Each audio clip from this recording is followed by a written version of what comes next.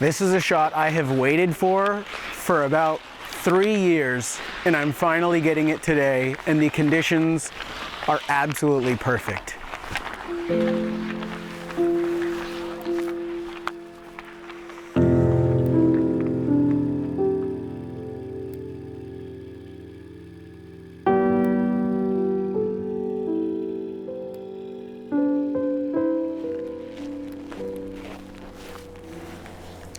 There's this magical quality about color reversal film.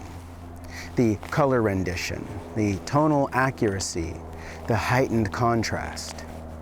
There's this feeling you get when you pull your roll out of the dev tank and can immediately see your images. Similar to the feeling that you get from shooting instant film. You know, the ability to hold a tangible print. But slide film has greater resolving power, increased dynamic range, and more accurate colors. Unfortunately, there are only 3 commercially available slide films, all of which are incredibly expensive. So how can we bring this slide film quality to non-reversal films?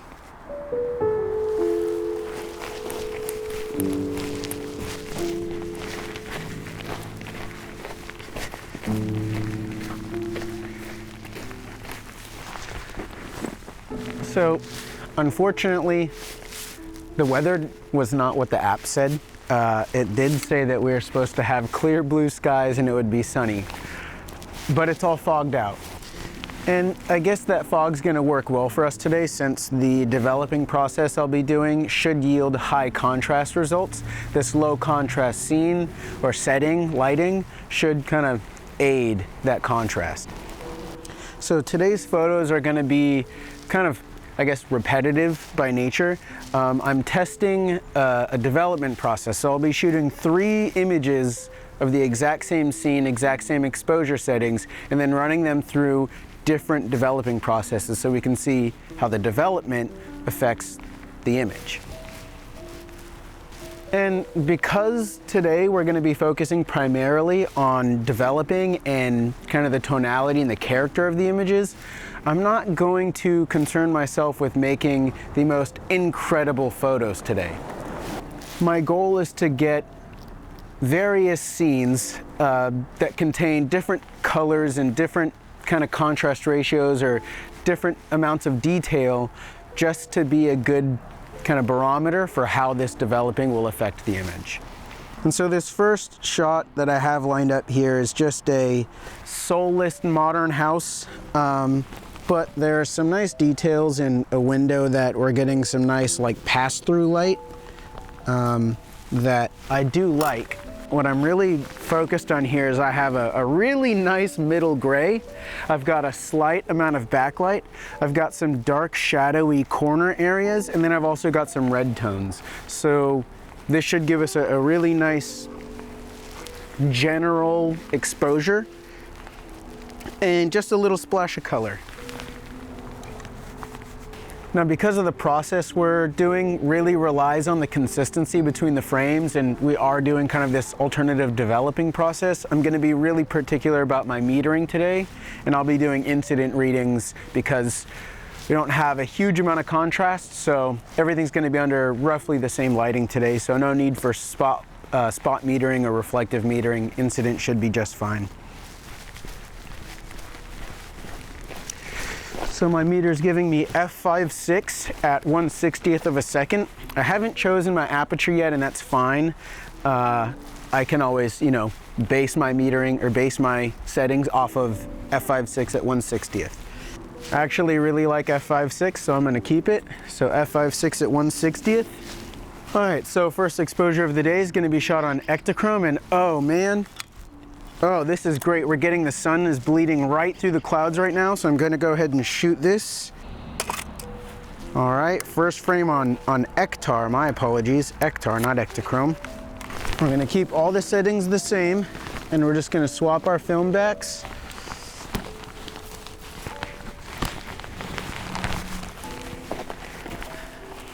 Now this roll is Ektachrome, which is a slide film.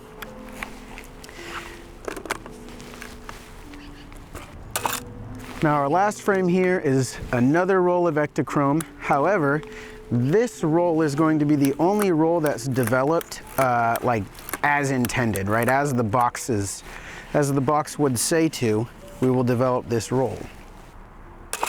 And fire away. Fantastic. I was really worried that the sun was gonna disappear in between exposures, but it did not.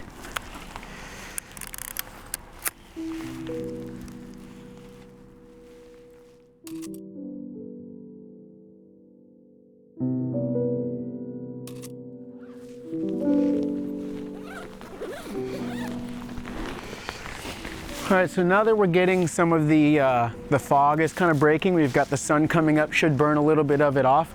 There's a really interesting building over here. The architecture is kind of neat. So we're gonna head over there and set up our second frame for the day.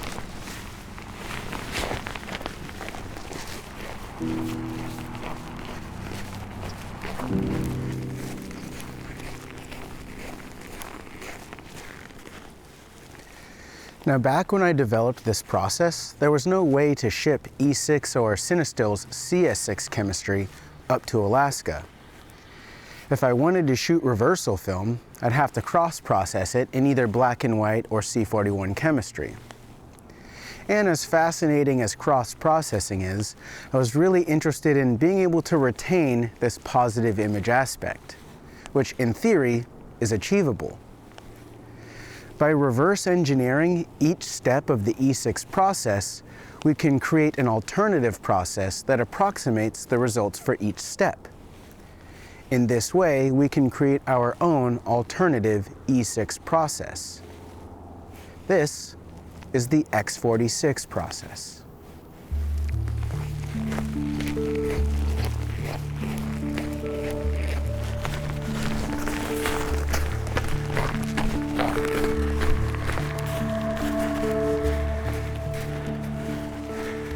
There's a set of trees right behind you guys that I'm having them kind of come into the frame right to block out some of the buildings behind this one.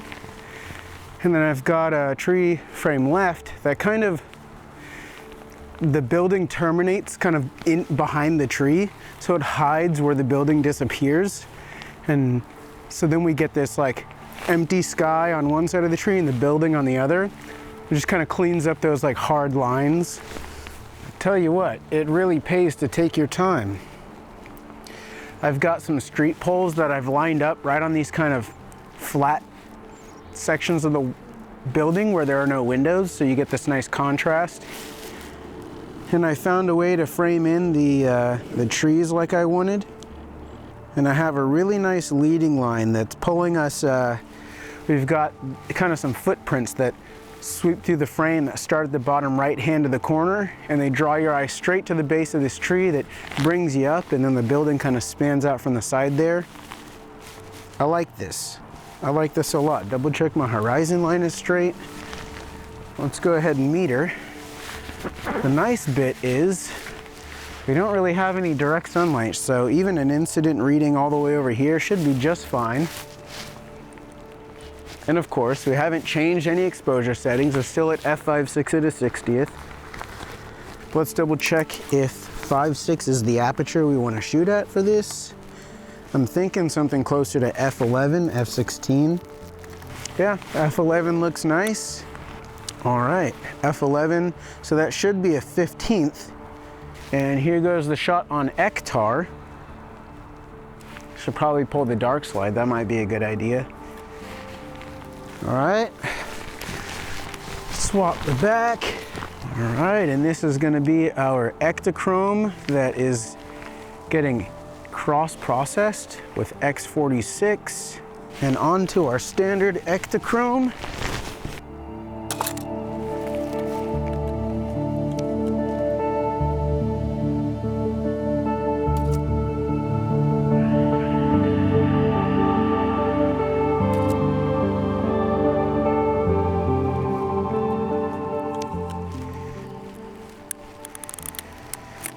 So even the E-6 shots that are developed as standard E6. Even these aren't truly standard. I'm using Cinestill's CS6 kit, their dynamic chrome creative slide E6 kit, and the numbers, times, and temperatures that they published for their own dynamic chrome developer are wildly inaccurate and lead to some incredibly underdeveloped negatives. And you'll see this on Reddit threads and in Photrio forums and all this stuff. Everyone's complaining Cinestill's dynamic chrome underdeveloped. Well, I've done some kind of trial and error to figure out how to get the most out of that dynamic chrome developer. So if you guys are interested in seeing kind of how I use their chemistry and have made up my own kind of times and temperatures and stuff for their developing kit, go ahead and leave a comment down below, and if you guys are interested, I can post that video.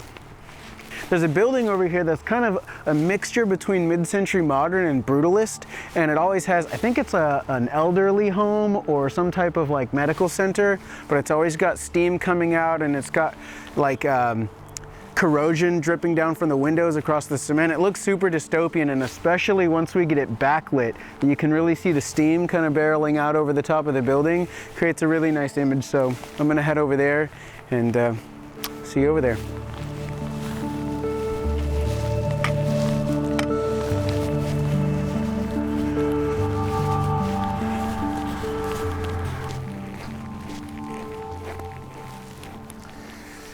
There are 3 major steps to the E6 process that we'll need to recreate: the development step, the reversal step, and the clearing step. Let's first start with development. The first developer in the E6 process is designed to create a mask that we'll use in later steps. By creating a negative image, we can say that everything that is not developed is a positive. Now, it's important that this developer contain no color couplers, because if the image it creates is made entirely of silver, we can use bleach to get rid of it later. Now, this is the only time-sensitive step in the whole E6 process. Everything else is process to completion.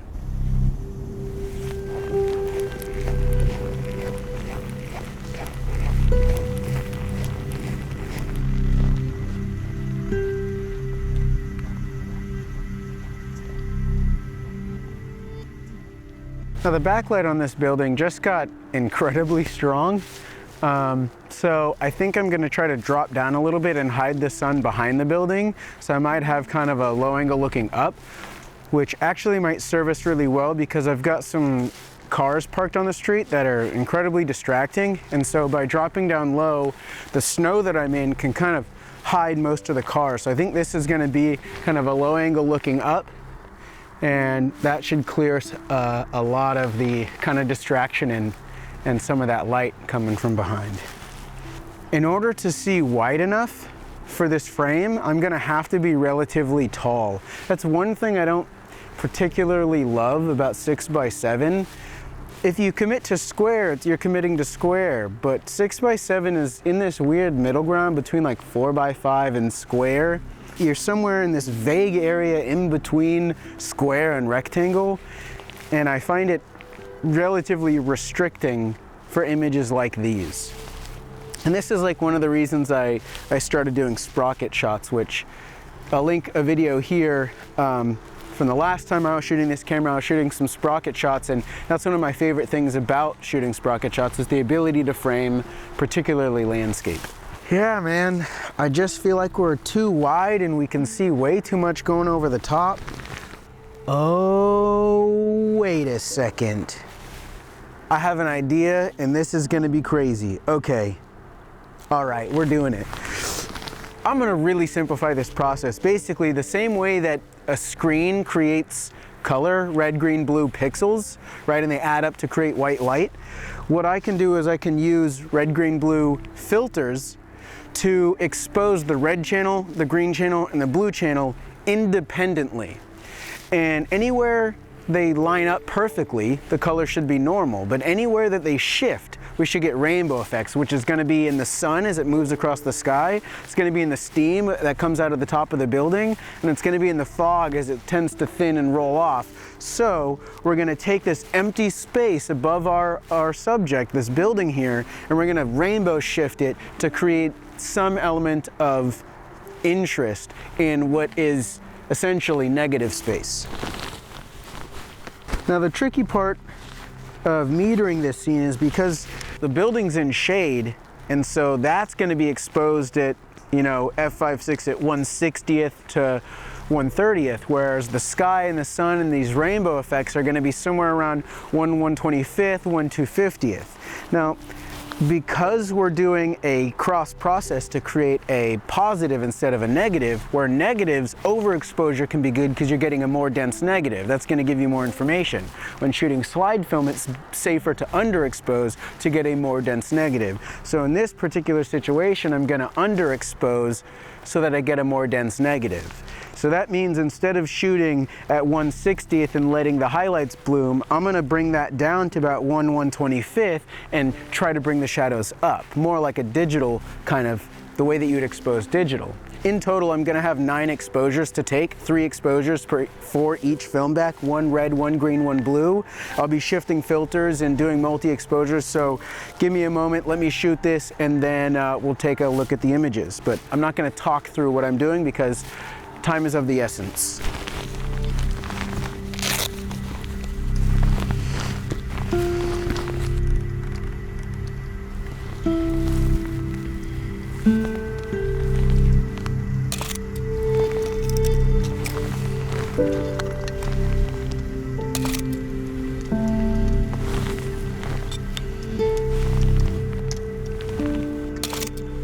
So now that the ectar's done, I'm now paying attention to the fact that between those 3 exposures, the sun isn't moving very much.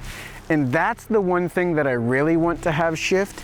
So I'm gonna go ahead and shoot the next 2, and I'm gonna kind of shoot both of them on green, and then I'm gonna wait a while, and I'll shoot both of them on red, and I'll wait a while, and then shoot both of them on blue. And that should give the sun more time to move through the sky, and I'm really hoping that we get kind of a separation of color right where the sun is, because we've got a perfect white dot as it's filtering through the clouds. So we'll give that a shot. Oh man, the sun's completely gone now. So for this one, there's not going to be a red sun, which means, interesting, I wonder how that's going to turn out in the space where, I don't know, we'll see. We lost the sun entirely. Not ideal, honestly. I kind of wanted the sun in all 3 images, but it looks like it's gone, and I'm going to wait maybe 5 minutes or so to see if it looks like it might break and come back out.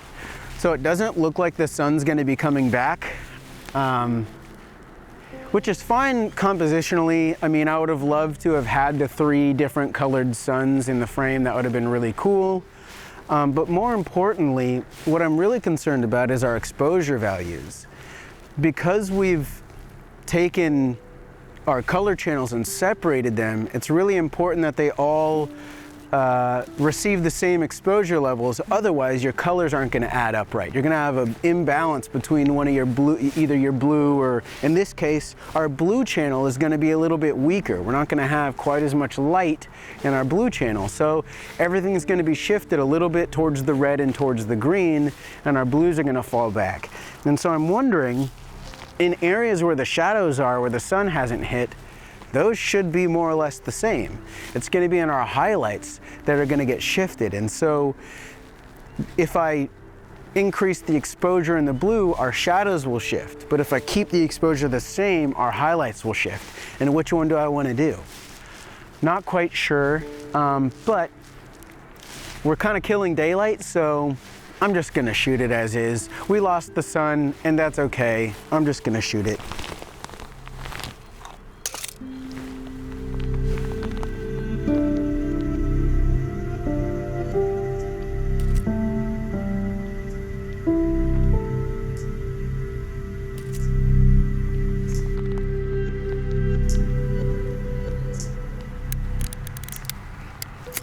All right, 9 exposures for 3 frames.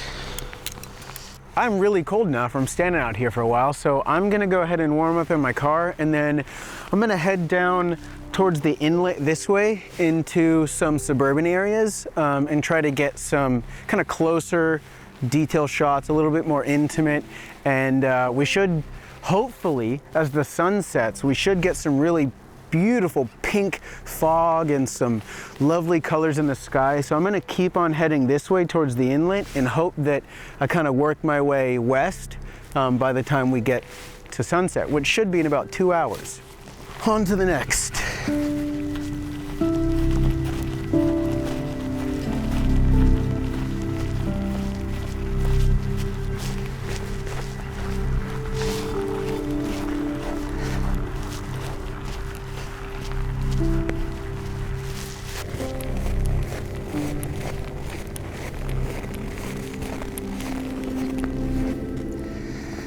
Now we're on to the color reversal step. The reversal step in the E-6 process is designed to take everything that is not developed and develop it. Since we started with a negative image, this means we're creating the positive, the image we want. Now, unlike the first step, this developer does contain dye couplers that bind with the dyes and the emulsion layers of the film, creating color clouds everywhere that silver forms. This is how all color images are created, both negative and positive. By developing silver and color, and then removing the silver, we're left with just the color. Now, it's important to note here that the E6 chemical that does the color reversal step is interesting because it interacts exclusively with emulsion that has not been developed or exposed.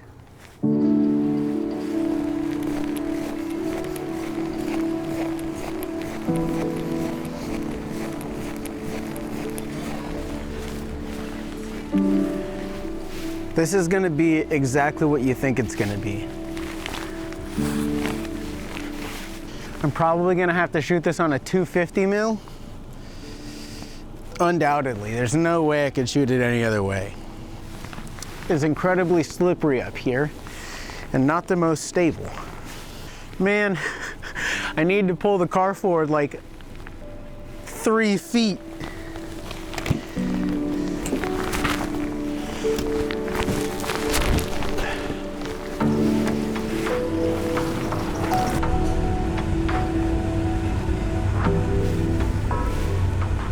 I hope that's good. I hope that works. I'm sorry if you're a car person, because this probably hurts your feelings. But what must be done, must be done. It's all for the shot, man.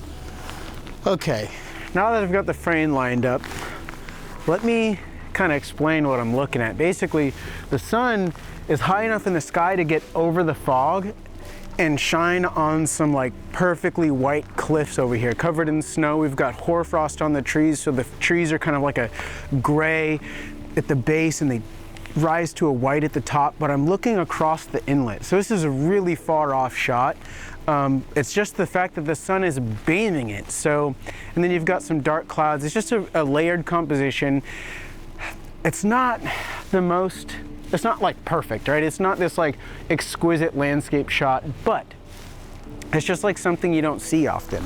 And I've got some trees in the foreground that are poking up just into the bottom of the frame, and we can see the cliffs just over the top of the tips of those trees. And you know what? I think I'm gonna raise the camera up, and that way we can see a little bit more of the inlet. I've got ice flows going. Let's do that. But let's get less stable. Yeah, let's just get taller. And yeah, this is completely okay and normal. All right, now the tricky part is gonna be metering. I mean, it's not really that tricky, or like the difference in lighting from here to there isn't much. It's definitely gonna be in the sunlight, which should only be about a stop brighter given what I experienced earlier. I'm probably gonna shoot this pretty stop down. So we're at 1/4 of a second at f/22, but I'm gonna underexposed so I can capture the highlights. So we're at 1/8 of a second at f/22. Now the tricky part's gonna be that this is not the most stable. Yeah, I'm gonna get the shutter release cable. That's smarter. Oh, it's just more stuff to move around on the roof of a car. All right, here we go. Mirror release, and there's the XTOL. Let's hope it turns out.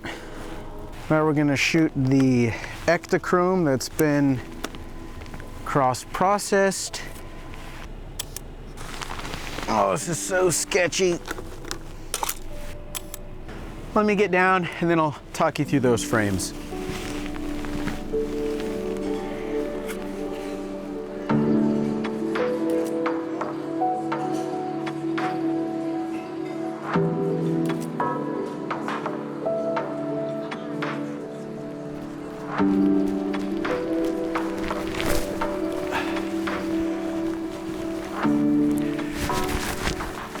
So basically, these white cliffs that you can see behind me here, I was framing for those.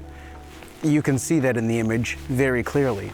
Now, these kind of lower lying shrubs and trees, I wanted that to peek into frame just to give texture. I shot at f/22 and I don't know if you are familiar with hyperfocus, but basically focusing somewhere between the foreground and the background, and then stopping down so that you kind of have both within the area of acceptable focus. Now I raised the camera up a little bit so that the foreground would lower and that the background would raise above it, and that in that gap between the two, or kind of where they overlap, you see the water kind of stretching off in the background. We've got some ice flows and stuff going on here, but then we've also got this, if you look just over the cliffs, right on top of the cliffs, you have this dark patch of fog sitting there, and then on top of that, you've got this kind of gradiented sky. So we're really looking at kind of a layered composition here where we've got this bright sky, this dark fog, and then we've got this dark kind of patch of trees, and then this very bright white cliff, and then we've got the water and the ice flows, and then in this foreground kind of sitting over the top of all of that, you've got the tops of this shrub. And that was basically the composition. And like I said, I would have loved to have like a 600mm lens, or to be able to punch in close enough to get that detail. But instead of being able to focus on the detail, I just focused on the layers of the composition instead, kind of stacking all those things on top of each other, and then giving a little foreground element just to have some bit of interest, especially because everything's so far away. To have one element in the image that helps build that space, gives that spatial dimension, just having something close into frame. If that foreground element wasn't there and we were just focused way off into the distance, it'd be kind of like taking a cell phone photo of the sunset. Like, it's just too far away and it's just too small in frame. But to have one element, just one thing that kind of brought us in, kind of created a proximity, a sense of nearness to what is otherwise an incredibly distant kind of frame or image. So now I do have one photo to make in this little cove area, and right behind my car there's this little mid-century modern house, and I really enjoy a lot of the windows are reflecting all this kind of blue and white light, and I kind of want that the contrast between the shadows and the reflections of the highlights. And as you can see, it's being backlit because it's in that direction. So I'm going to line that up, and yeah, we'll see how it goes.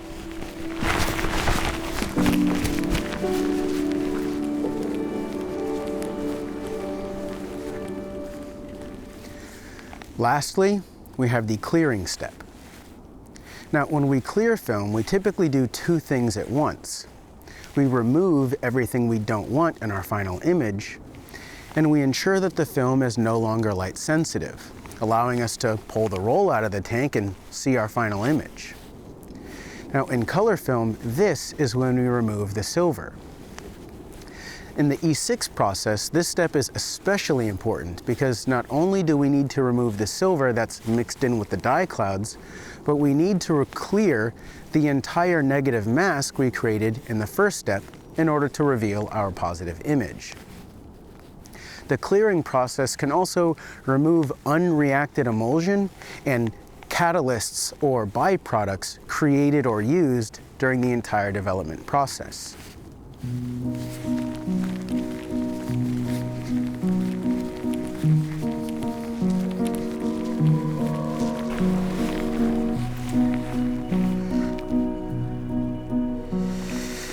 Okay, so with this frame, I'm kind of having some difficulty. There's some buildings so I'm looking at this mid-century modern house. I'm framed right on the corner and the house kind of spans away from me. And that's beautiful to the right, but to the left, we've got this other really modern and soulless like apartment building. And I absolutely hate seeing it in the background. Now, I wish that I could see I want to see both edges. I've got a staircase here and some details in the frame that I really wish I could have frame left, but in order to have those, I have to have the building behind it. And if I had to choose between seeing the details or not seeing the building, I would not see the building and focus a little bit more on the front of the house. I just feel like it ends up being a little lackluster. So instead of doing a landscape image, I think I'm gonna frame portrait and focus a little bit more on the windows here, this tree, and we've got some steam rolling over the front of this building. So I think I'm gonna frame up portrait and focus more on these fewer elements instead of trying to see the entire scene. You know, in this situation, I might throw in a wider lens because I like the proximity. I like being close. Actually, I think I might have found a nice landscape image. I honestly really like this. I might take 2 steps backward just to see a little bit more. But for the most part, I do really enjoy this frame. Ooh, that doesn't work anymore. This snowbank here is cutting off this staircase in the background, and so I need to be close enough to see the staircase, or I guess I could try to raise the camera, change the parallax that way. That's good, I just can't see my composition. I like this. That actually worked out really well. This is beautiful. Wow. This is, what I'm seeing in here is about exactly what I hoped for as I was setting up the shot, and I kind of had some difficulty finding it, but we got there nonetheless. And actually the way that the building comes in the background is kind of nice. The high contrast and the shapes kind of mimic or mirror what's going on in the front of the building with the reflection on the windows.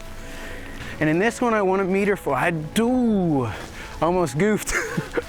Footprints will ruin the shot. I'm gonna go over here and meter in the shade, in the shade and in the shadow, try to catch a little bit of the sunlight and look at the differences. I'm probably still gonna be, you know, f5.6 at a 60th, about that. And I'll probably end up shooting this at either 5.6 or 8.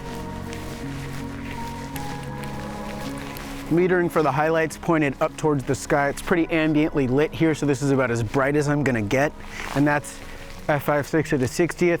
Now I'm gonna meter for, you know, the shade, but it is white. And so that's gonna tell me realistically a mid-tone at f5.6 at 1/30th. That's about a mid-tone. That's roughly our highlight. And if I wanted to get something that was really in shadow, I could just do that. And now we're at about f8, or sorry, 1/8 of a second, f5.6. So 15th of a second, 30th of a second, 60th of a second. That being said, I'm gonna go with the 30th.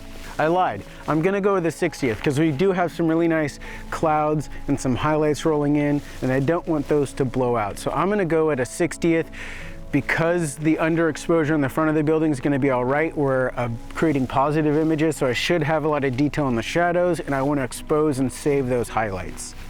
Beautiful steam rolling overhead. I really hope choosing to shoot at f60 and expose for those highlights saves that steam. I think that's gonna be a beautiful little texture detail if I can get it. I'm not certain how these highlights are gonna hold up through this development process, so.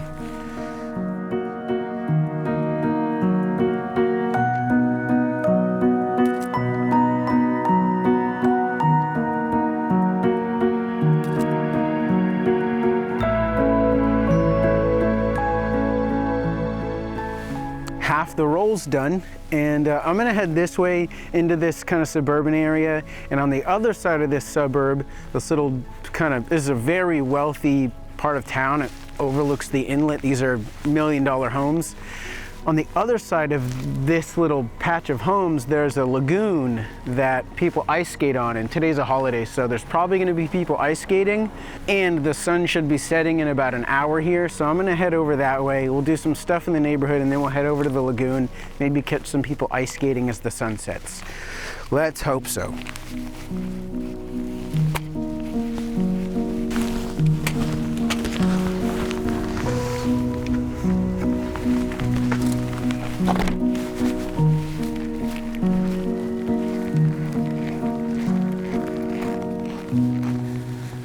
Obviously, this is just a generalization. The E-6 process is much more nuanced, but these are the basic steps to creating a positive image on film. That being said, there should be a pretty straightforward way of recreating this process on any film, including color negative film stocks like Portra, Ektar, or RIP to the GOAT, Superia. By recreating the effects of each individual step, we should be able to create a positive image using a mixture of black and white and C41 chemistry. Clearly, this will not be a 100% accurate recreation of true color reversal film in authentic E6 chemistry, but black and white chemistry, C41 chemistry, and color negative film are readily available and affordable. So why not play around with them a little bit?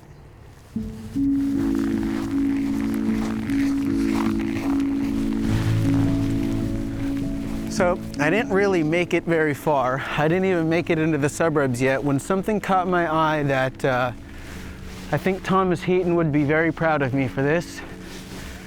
I'm thinking about a really minimal image. I've got this snowbank right here, and I was like, man, I really want to play around with the texture of snow, but I don't really see, just like punching in close to snow is like hardly an image, but the texture of the snow is really interesting. And then I saw these trees here, and I was like, man, the way the trees kind of sit against the clouds in the sky look really nice. And then I thought of a type of image that I've never really made anything like this before, where I'm focusing a whole lot on kind of color and texture and a more minimalist landscape concept. Something that stands out in my photography or videography is this kind of concept of layers, of stacking things, midground, foreground, background. And so I'm kind of taking this minimalist approach and allowing my stacking of the elements and the textures of the elements. I've got horizontal lines, then vertical lines, contrast, and all this stuff happening in the frame when the actual subject matter or anything there's no real subject. It's kind of the relationship between all of these different elements and the textures and the colors therein. So I'm going to spend some time to line this up. I don't think that this composition is going to come very naturally. I think I'm going to have to hunt a lot to figure out what I like, how I'd like to frame this. This is very not how I normally shoot, so I think this is going to be kind of difficult. And I'll probably shoot this on the 127, and I'll have to stop down. That way the texture in the foreground and the textures in the background all end up in focus. So give me a moment as I figure this out.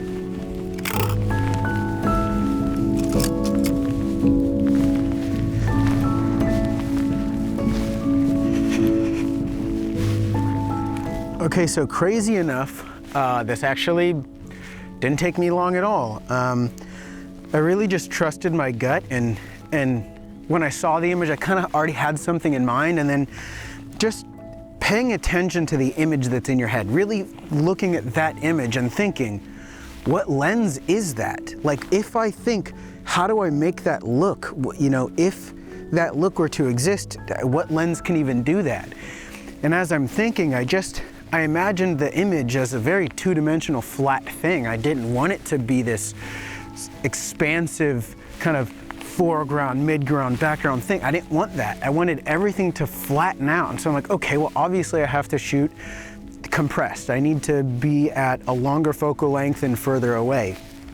And that's why I said I'll probably be on the 127, but as soon as I stepped back and I had the 90 on still and I just kind of took a look at the frame, I was like, there's no way the 127 is gonna be tight enough. It's not gonna focus enough on the details and the textures. And pardon my speaking, I've got side light to the texture. I'm just gonna shoot these now before I lose, before something happens and the image doesn't work anymore. Give me a second. We're gonna take one reading here in the shadow where I'm at. I'm also shooting this at f/22, so we're at a half of a second here. That's great. This will be my first portrait orientation image of the day. All right, moving quickly before I lose this side light. Grab the other two film backs. We got it. The side light is still here. I really hope that ends up in like kind of showing through in the image. I have these crumbles of snow. Oh, give me just 2 seconds and I'll walk you through this.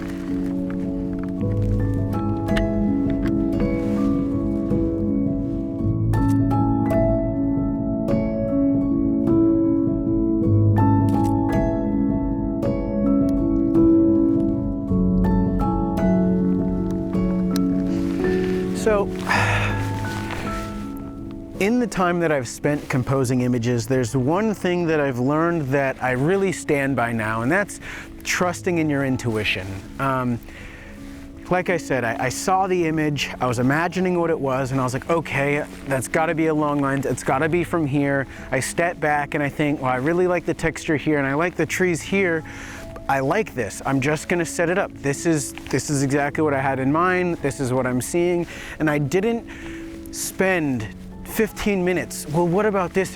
What if about this composition? What if I move here? Let's go up and let's go down. Let's move left and right. Let's go forward, backward. Let's try all of these things to make sure, you know, what I see is what I want.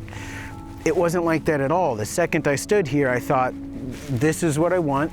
I like this, I like that, and I set it up and I didn't have to fuss, I didn't have to do anything. And sometimes when you think that something's gonna be difficult and it turns out to not be, that it comes easy, it comes too easy, you think, well, that can't be it, there's gotta be more going on, what am I doing wrong here?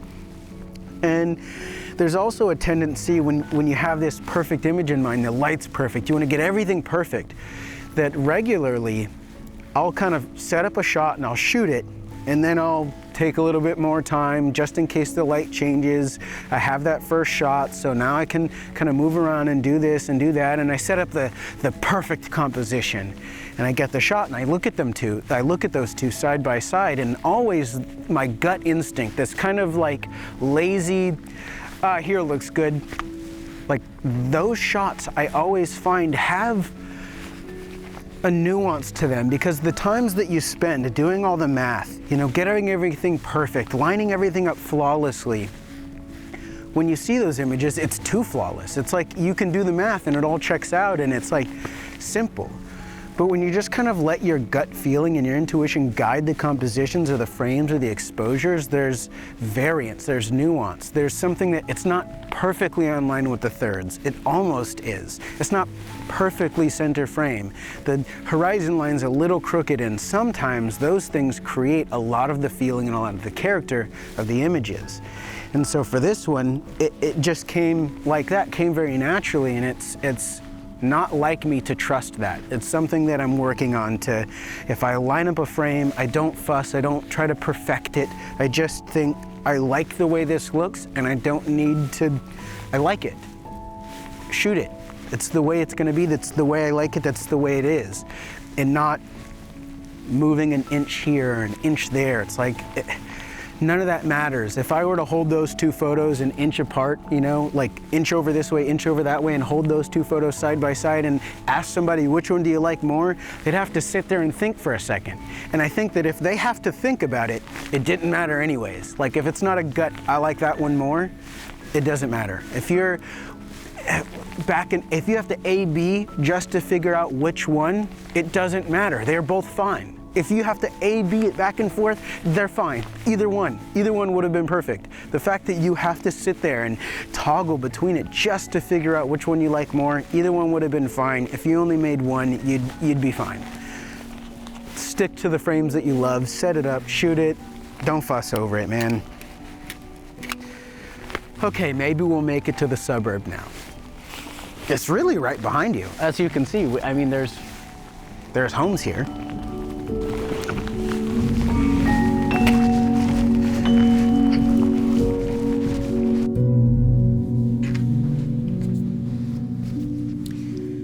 Okay, these images are massively overexposed. Maybe none of you noticed. I hope that you didn't. I had to push these through a ton of post-production to get something usable out of these. I honestly thought I had to salvage. I didn't know if I was going to be able to salvage this video, but I did want to show you guys how these slides, how the negatives look. This is a roll of Ektachrome that I shot in New York and developed it using Cinestill's Dynamic Chrome. Came out great. Some of the better slides I've shot in my time. Now, these are the slides from today's video.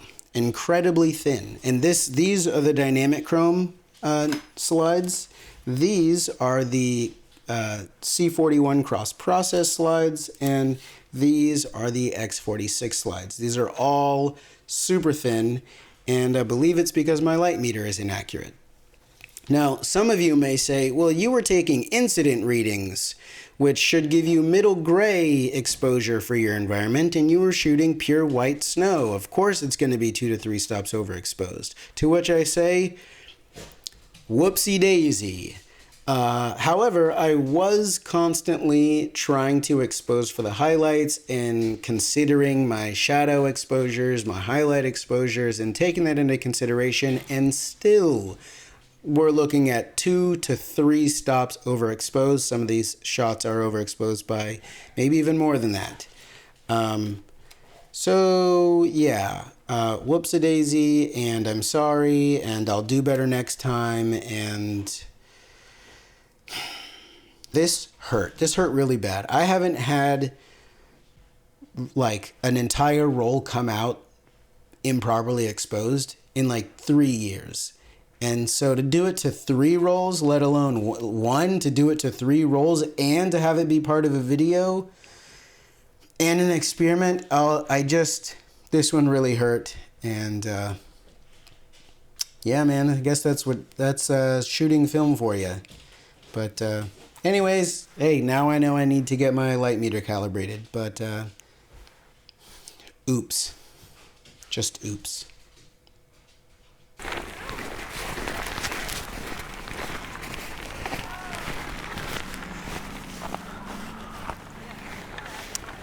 Honestly, today could not have turned out better.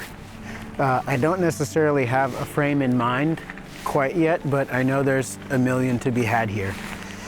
I had planned to drive through the suburb, but as I was chasing the sun, it brought me here to the lagoon, which I mentioned people skate on. There are plenty of people here, and I'm really happy about that. I didn't intend on filming on a holiday, but it just so happened to line up that way. Now, as I expected, it was pretty fast for me to find a frame. This one I am hopeful for. This is one of those frames where I can't guarantee how it will turn out. It's one of those things that it might work really well, it might fall to pieces. So what I've got right now is I've got this little kind of small little baby tree, this little willow shrub poking up out of the snow with some kind of marks and some swirls around it as people have kind of walked past. And because of the side light that we're getting, we have a lot of texture and detail in the snow that, as you can hopefully see here. And I'm wide open and I'm focused kind of close on the foreground here.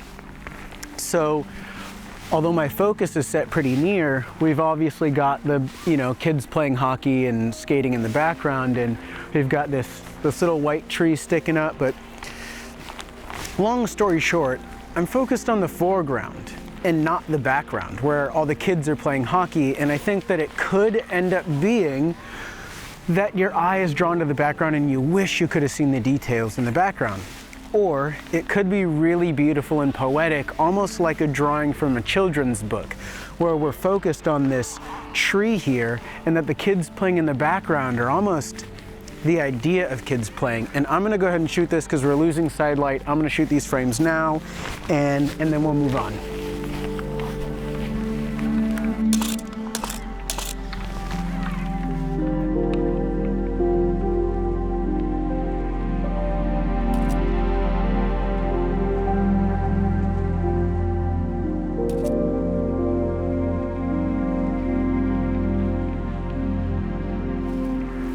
On to the next set of images, and I think I'm gonna get a little bit closer and do the same RGB color shift I did earlier with the sun and the fog. I'm gonna do the same thing with the skaters on the ice, and hopefully I'll have the mountains in the background. And so as the sun kind of drifts across the mountains, we'll get a shift in color, and as the skaters move across the pond, we'll get a shift in color. And that's my theoretical perfect image.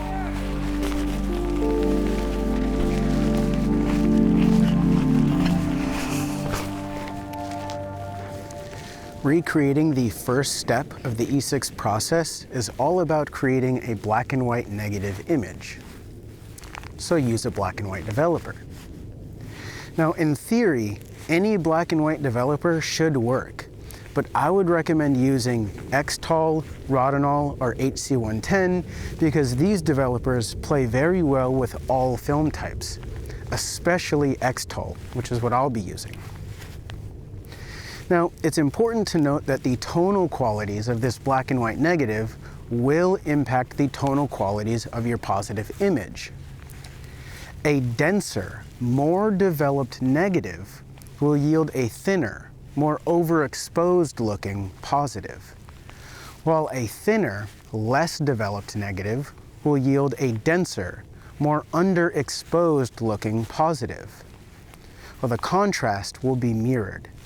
This means that a high contrast negative will create a high contrast positive.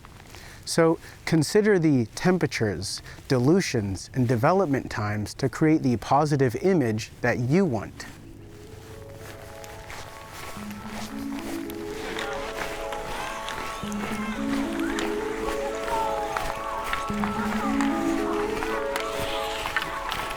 There was a perfect shot lined up and I tried to fire and I forgot I left the dark slide in. So now I just gotta wait for another one to line up. Nerve-wracking because I'm racing the sun. The hard part is that with 100 ISO and sun setting light, I'm at f3.5, I'm wide open, and the fastest I can go is a 60th of a second. So because of the people kind of playing hockey, I kind of have to wait for these calm moments where everyone stands still for just a second, or at least the people of interest are standing still. And that's kind of the hardest part, is waiting for that moment and just being primed and ready for it. When I have a pretty narrow field of view, I'm on a 127 mil and I'm shooting portraits, so I don't have a ton of wiggle room, and because I'm wide open, I also have a really shallow depth of field, so there's a very narrow set of conditions that have to be hit in order for me to take the photo, and it's a split second. I just have to be ready for it. Today's working out great. And right now I'm just hanging out, watching people play hockey. This is something I used to do as a kid. You know, my family, we'd come out here on Christmas Eve and New Year's, and everybody skates around, and they normally have food and barrels with like burning wood so you can stay warm. They'll have like a hot chocolate cart or truck that rides around on the ice with everyone, and you get hot chocolate and it's all free. This is the little things, man. I'm sure we seem very Canadian right now.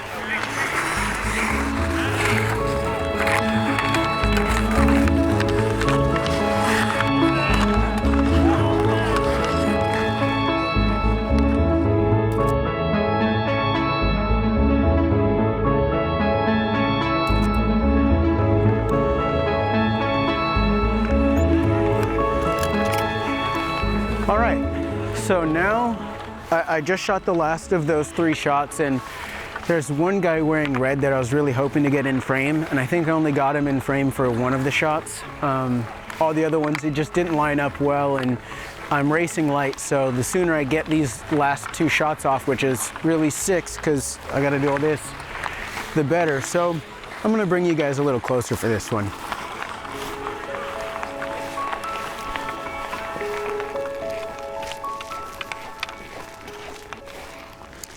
So now we've got our negative.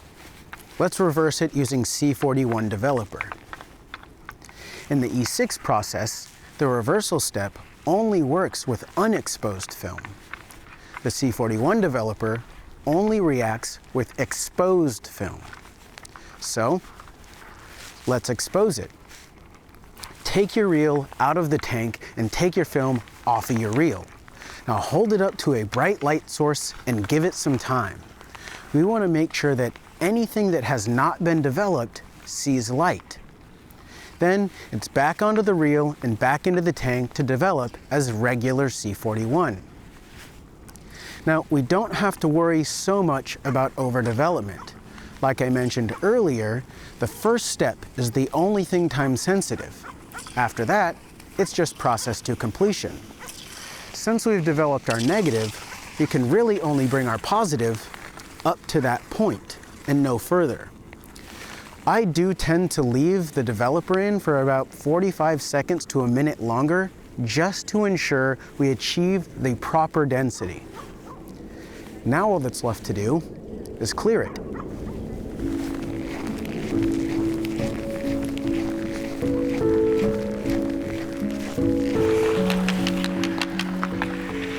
This is a shot I have waited for about 3 years, and I'm finally getting it today, and the conditions are absolutely perfect. Okay, so for this frame, we're doing that same RGB color shift that I used earlier when we were shooting the sun as it kind of moved through the fog. And there's that building with the steam coming over. Basically, we're going to use the same thing here. We're going to use an RGB color shift, and that anything that moves should change colors. And as you can see, there's a whole lot of movement here. Now, the thing that's kind of tricky with these RGB shift shots is that white light is the only light that shows up in all 3 channels. That means if somebody's wearing blue, they only show up in the blue channel. They don't show up in the other channels, and so the color shift doesn't quite work right. And as you can see, there's not a lot of people wearing white. And now that's not a problem, because what I'm really focused on, or what's really going to give us the character, is that they're on a white background. And so what we're actually seeing is that everyone's wearing dark colors, and so they kind of create shadows. And so instead of seeing say somebody wearing all white popping up in 3 different places, what we're actually seeing is the missing color information from the white snow where somebody was standing. So we're actually getting the shadows of people instead of the exposures of people, if that makes sense. But I'm going to go ahead and start shooting these frames, and I'm actually going to do all of the red, all of the green, and then all of the blue. And the reason I want to do that is because, as you can see, we've got these mountains in the background, and I'm hoping that as the light fades on the mountains, we'll get a kind of rainbow shift in the mountains as well. So I'm going to start lining those up, and I'm probably going to shoot it like f8. I don't want to be too long because I don't want the people to kind of blur. So I might have to shoot at f5.6 at a 30th. So that way we don't get too much motion blur, because at a 15th of a second, that blur could be too much to really understand, like to see the imprint of a person. But it also could be really interesting as it kind of smears into color. So I'll let you know what I do in a little bit. Yeah, I definitely want to shoot this at f8, and that's because although we have some people playing hockey in the foreground here, we also have all of these skaters in the kind of far off distance, and I still want them to come in for the most part sharp, because they're also going to kind of blur into color as well. So I'm going to shoot at f8 at 1/15th of a second. I'm going to shoot the red, the green, and then the blue, and we'll see how it goes. And then I've only got my last frames after that. Oh, there's a kid standing there. I want to get the shot with the kid. Yes. Come on, he's just on the edge of the frame. Come on in, yep. There we go. This is working out, man. Man, now I kind of wish the kid would move because maybe there'll be one point of interest where his colors kind of end up lining up. Maybe that would be interesting. One of the tricks here is that the camera is sitting on ice, and so if I bump it, it'll be very easy for it to kind of slide. So I'm taking extreme caution when kind of adjusting things on the camera that I don't slide it around anywhere. Now we're on to the blue exposures, the last set of images. So that's all 3 exposures for the standard process E-6, E100, the regular Ektachrome. And now for the last exposure for the cross-process Ektachrome. And now for the Ektar.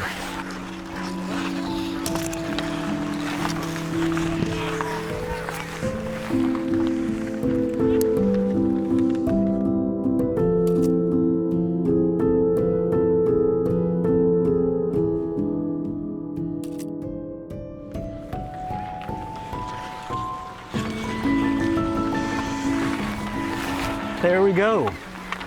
Man, I'm so excited for these. One, this is kind of like the light conditions are perfect right now. The fact that I'm on level ground, there's no wind, flawless.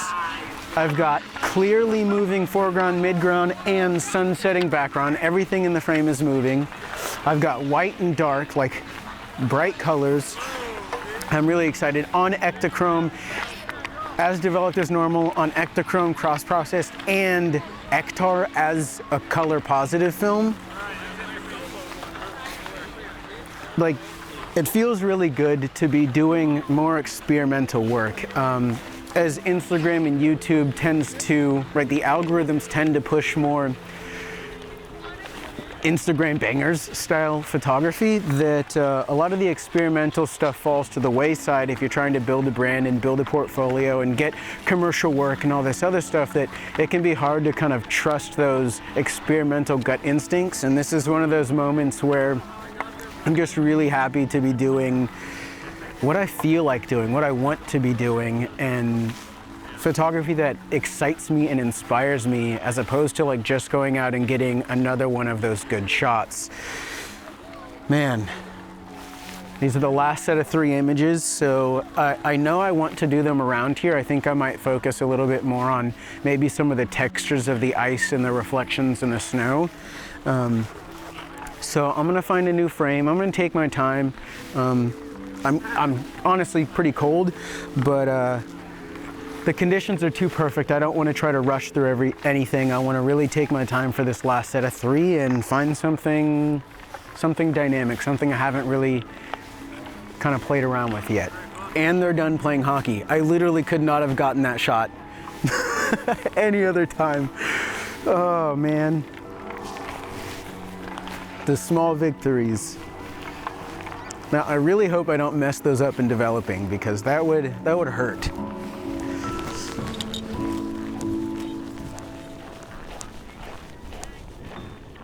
Now, in theory, we should have a positive image.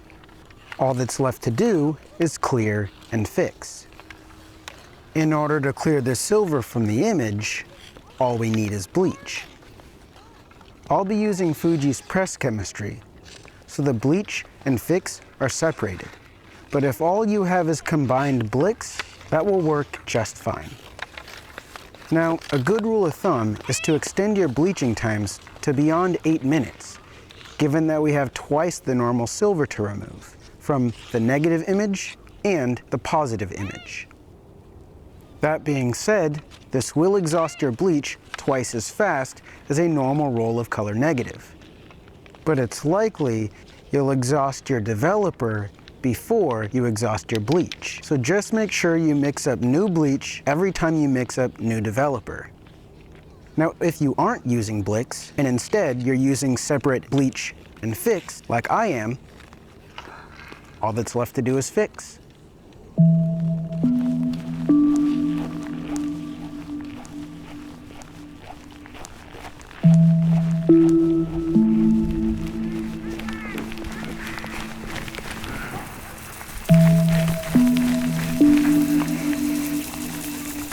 So you already know there's like beautiful sunset mountains in the background. And the tree from the first frame when we first got here. Insert image, that tree. So I was thinking about trying to line up the tree to the mountains behind it. It just ended up being really messy and not like beautiful at all. But this way, I kind of have a little bit of the pink sky as these kind of like white and black trees silhouette across this like soft pink clouds. And I feel like this composition is like one of those, it wouldn't have been my first guess. But as I set it up, I really love it. And the way the light is right now, I'm definitely kind of waiting for a little bit more pink. I'm gonna go ahead and start kind of lining up the frames and getting everything ready, because I think the light's gonna go really, really fast. So for these frames, I'm on the 250 mil. I'm gonna shoot portrait orientation. I'm looking at the ice, the snowbanks, the trees in the sky. It's kind of like that other minimal landscape image I took previously to coming to the ice rink, but this one's a little bit more stepped back, a little bit wider, kind of the same layering situation that we had earlier, and a lot of the same textures, but different lighting, a little bit softer, and a little bit wider, a little bit more removed. And we're actually gonna start losing light really quickly here, so I'm just gonna go ahead and fire these off one after another, and then that will be my rolls. So we're at f5.6 at 1/15 of a second on the 200 mil. And we've got the Ektar in here now. I'm gonna go ahead and expose that one. Massively overexposed. I didn't even change the shutter speed. I shot it at 1/2 of a second instead of a 1/15. So I'm 3 stops overexposed, and that was my last frame on the roll. So oopsie daisy. Now, that's not going to be the end of the world, honestly. I'm much more interested to see how these other 2 film stocks and their developing render this image much more than the Ektar anyways. And who knows, maybe we find out after the fact in developing that 3 stop overexposure was exactly what the Ektar needed to not look like crap. Okay, f5.6 at 1/15 of a second. We're accurately exposed this time. And I'm gonna go ahead and switch to a landscape image. We lost some of the clouds at the top of the frame, so I don't really have a reason to want such a high frame. I changed my mind. I'm gonna go back to a portrait orientation. Listen to my advice from earlier. Set the shot up. If it feels right, shoot it. Don't nitpick it. Never nitpick, you always make it worse. Every time I nitpick, I just come out with an uglier image. And now for the standard developing E-6. I've got a plane, I'm waiting for it to hide behind the tree.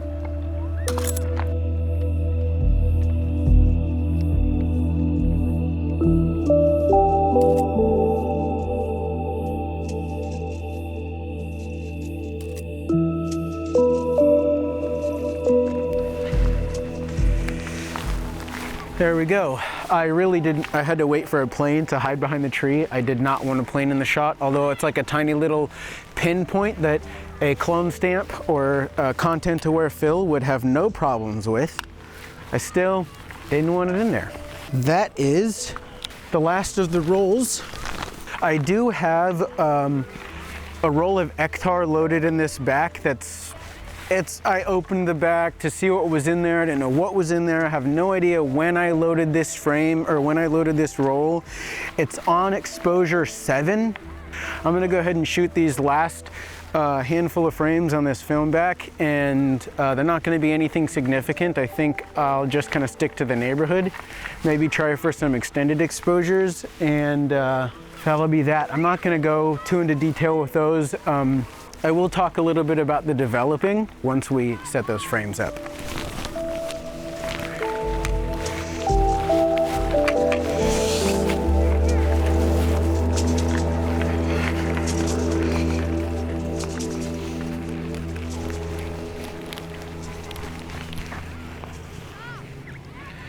Now rinse, stabilize, and dry, and you've got yourself some color positive images. Of course, you will need to color correct during the scan or in the edit, since color negative film will retain a bit of that orange base color.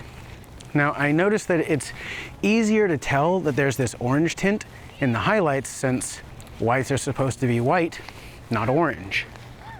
However, in the shadows, where the negative is denser, it's harder to tell given that there's more color information and it's just darker, so kind of muddies the shadows away. Now, you will notice that color negative film will come out a bit low contrast in this process. You can always increase the strength of your first developer or even the temperature during the first step. This will yield a higher contrast result.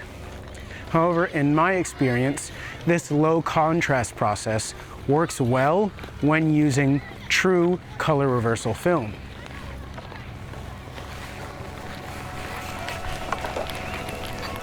Well, right as I was going to my car to warm up, I have a friend who showed up. So now I'm gonna finish these last few shots as portraits. So I've got 3 shots, and this is frame number 1. As you can see in the background, we've got a really nice kind of pink clouds, blue sky. I'm getting beautiful reflections off the windows in this house right here. And she's got like different colors than the background, and so I'm kind of framing her in between this little shrub here and the house here, and in order to get her more in line with the sky and the reflections, I have her standing on this pillar here, and then I'm going to be angled low, so I'm looking up through her into the sky, into the background. I'm going to shoot this portrait orientation. I've got the 127 mil on, and I'm probably going to shoot this wide open just because we're losing light and she's got to hold still. I think I'm going to push in a little closer and try to cut out a lot of like, make it kind of a cowboy shot, so to say. This is beautiful. We're shooting wide open. Let me get a meter reading. And we're at f3.5, I believe. Yes. So we're at 1/15 of a second, and I'm gonna shoot this frame twice. Like I said earlier, I had opened the film back, and what's that? So you could be in? Oh, no, you're fine. I'm talking to I have another camera there recording video. So as I mentioned earlier that I had opened this film back, I wasn't really sure what was going on. I don't know how light leaked this frame number 7 is, so I'm gonna go ahead and shoot this shot, and I'm gonna frame it twice. I'm just gonna advance to frame 8 and shoot frame 8 as well. All right, you ready? And 1, 2, 3. And I'm gonna have you stay there. And 1, 2, 3.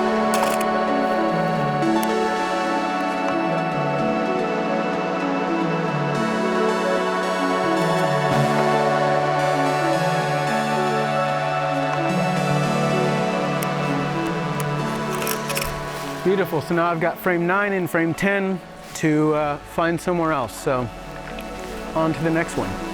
That's it.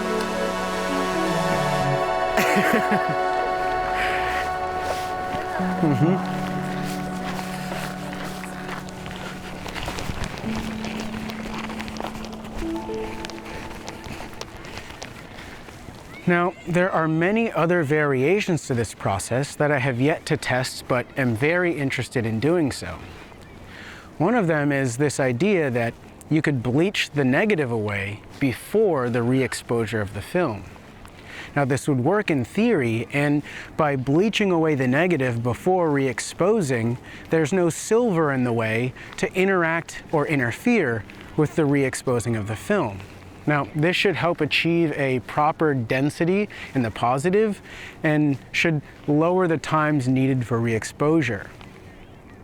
Now, another thing I want to try is using a black and white developer and then following that up with all the regular E-6 steps afterwards. Now that I have access to E-6, I wonder if using a low temperature, heavily diluted black and white developer will yield a lower contrast positive on true reversal film if given the appropriate reversal and other E-6 steps follow afterwards. If you guys are interested in a video like this, be sure to subscribe. I will definitely be exploring this process further in future videos to come.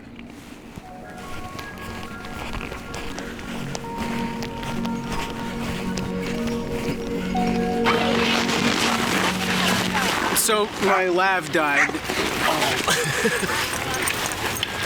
So my lav died. So it's shotgun audio only. It's portraits, you get it. It's gonna be basically the same settings. f3.5 at 1/15 of a second. Moselle is my subject. Sorry, no audio.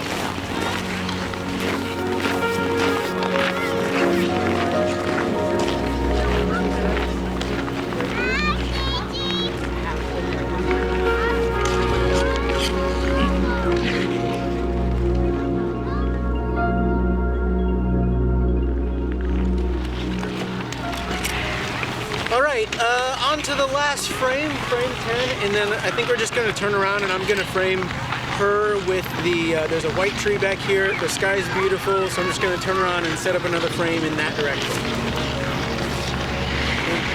A step higher.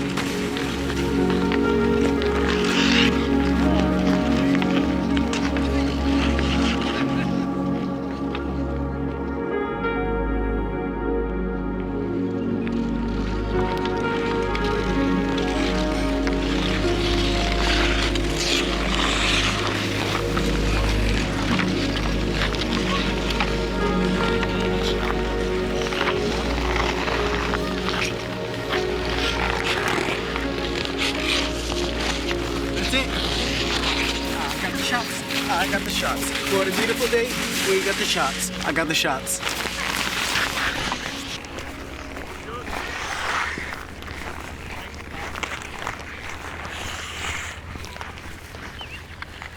So why would anyone choose to do this instead of developing as normal?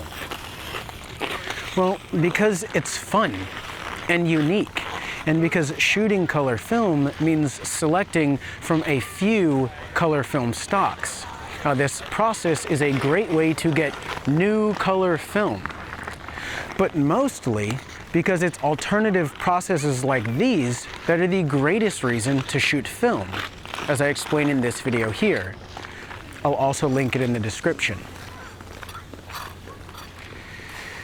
So yeah, it's not perfect, but perfection isn't what we're after. We're trying to make art. Just like exposure, there is no correct. It's just about going out and making what you want to make. As long as the results look the way you want, that's all that should matter, development included. It's all exploration, and it's adventurous processes like these that inevitably led to the creation of photography in the first place. Barely 200 years into the infancy of photography, there's still so much left to be discovered, which is what this video series, Alternative Developments, is all about. X-46 is just one permutation.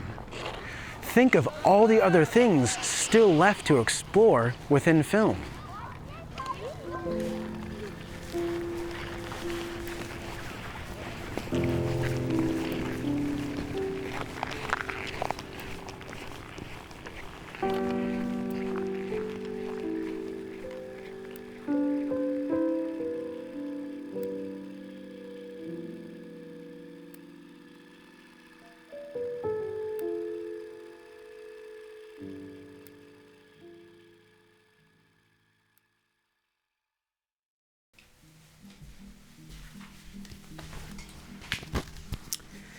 If you are still watching after that hour and a half of heady dialogue, I appreciate you so much, and I want to thank you for the algorithmic tick you've given me.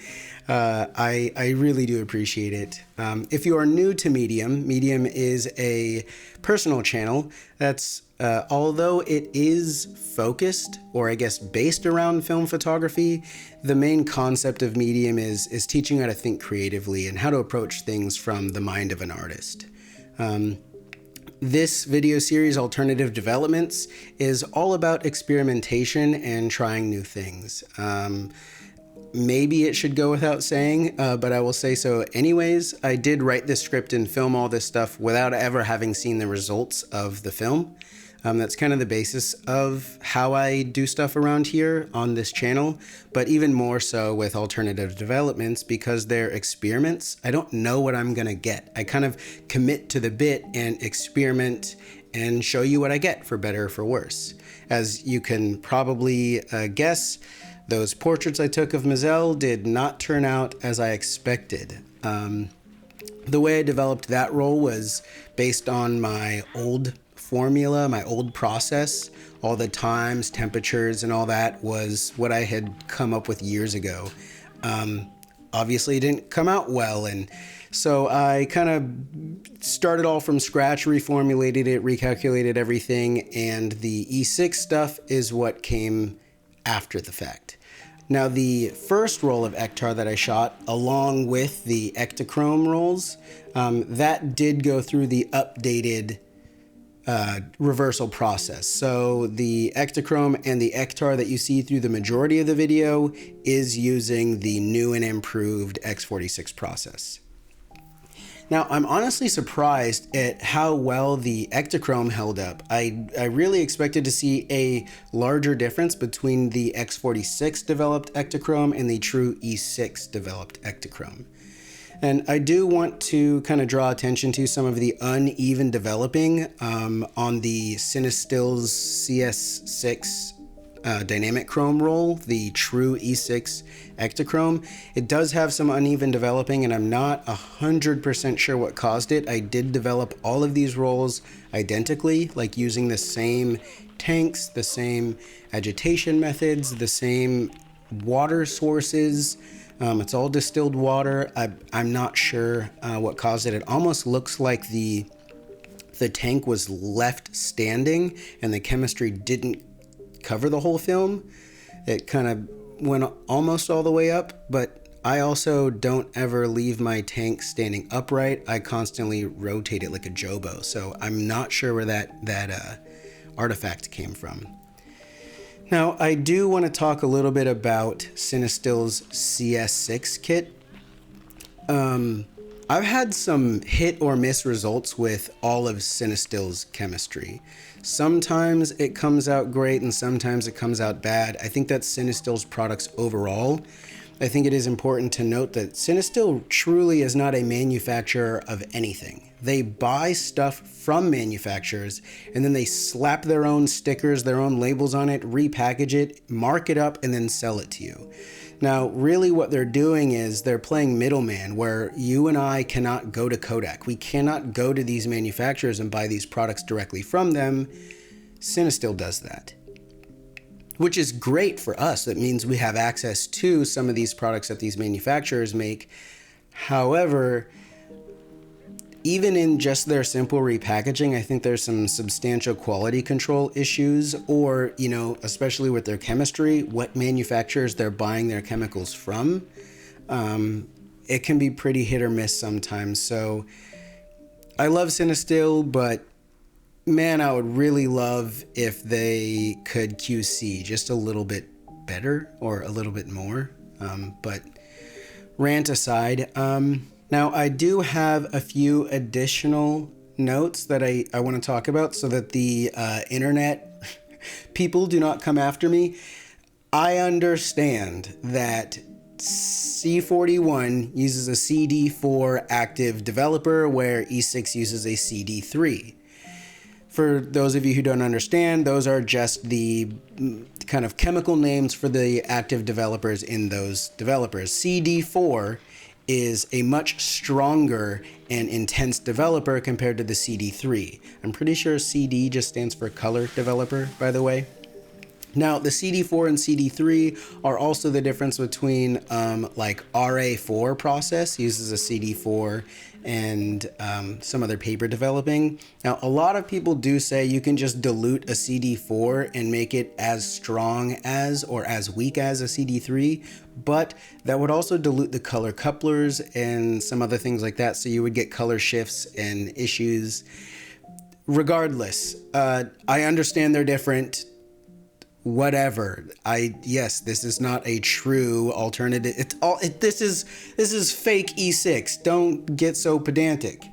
Now, I do have some future plans for this process. I'm really interested in Ilford's XP2, which is a chromogenic black and white film. In theory, you should be able to create black and white positives on XP2 using this process, so I want to try that. I'm also interested in what happens if I shoot C41 film through color filters. So if you shoot through a blue filter, because the base is red, it should cancel out. The thing is then blue would show up very, very dark on the base. So you may have to overexpose by 2 stops and then shoot through a blue filter or a cooling filter. I'm not sure, but it's definitely worth a try. And then I'm also interested in like seeing different color negative film stocks side by side, seeing if there are any film stocks that do better in this process, or maybe pull developing when I shoot C41 films, just to kind of lessen the characteristic of the orange base. Just some other stuff to try. That's really all I've got for this video. Leave a comment down below and tell me if shooting C41 and cross-processing it this way is neat, or it's a complete waste of time and it's dumb and it's useless. And also, let me know about your feelings on this C41 versus E-6 slide film developing, and did you expect to see larger differences between the two? Which colors did you prefer? Because the cross-processed one was a little bit kind of blue-green, where the true E-6 was a little bit more pink and kind of warmer tone, which this is the dynamic chrome that should honestly be expected. But yeah, let me know what you think. And once again, if you're still watching after this, much gratis, such thank you. And hopefully I'll see you guys in another one. Later.